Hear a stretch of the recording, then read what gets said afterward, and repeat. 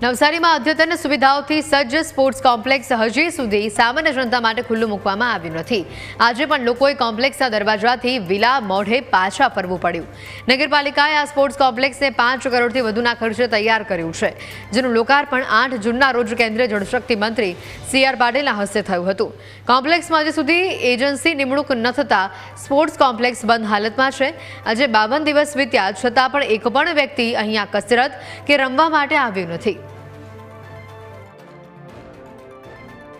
આપણે માનનીય સાંસદ સભ્ય તેમજ કેબિનેટ મંત્રી CR પાટીલ સાહેબના વરદ હશે સ્વિમિંગ પૂલનું આપણે લોકાર્પણ કરેલ હતું, પણ એ લોકાર્પણ કર્યા પછી થોડાક ટેકનિકલ કારણો આવ્યા હતા। આપણે એજન્સી નક્કી કરી ને એજન્સીના સ્ટાફની પણ આપણે બધું જોયા હતા, સ્ટાફ પ્રમાણે બધું કાર્યરત થઈ ગયું છે।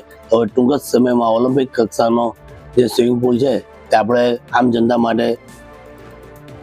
જનતા માટે ખુલ્લો મૂકવા જઈ રહ્યા છે। તેથી બિલીમોરાની જનતા તેમજ આજુબાજુની જનતાને આ ઓલિમ્પિક કક્ષાનું સ્વિમિંગ પૂલ સાથે table tennis, badminton, lawn tennis જેવી આંતરરાષ્ટ્રીય ગેમોનો પણ અહીં લાભ મળશે। તો સૌ બિલીમોરા પ્રજાને ટૂંક જ સમયમાં આ સ્વિમિંગ પૂલ સ્માર્ટ કોમ્પ્લેક્સનો લાભ લેવા માટે વિનંતી કરવામાં આવે છે।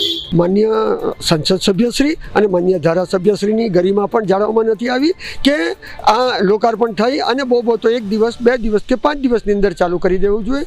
એના બદલે આજે 52 દિવસે પણ આ ચાલુ નથી થઈ શક્યું। એ બાબતનું અમને દુઃખ છે અને અમે હજુ પણ માંગણી કરીએ છીએ કે બને એટલું ઝડપી ચાલુ કરી બિલીમોરા શહેરની જનતાને આનો લાભ મળે અને બિલીમોરાની જનતાને ટેક્સનો ઉપયોગ સારી રીતે કરે।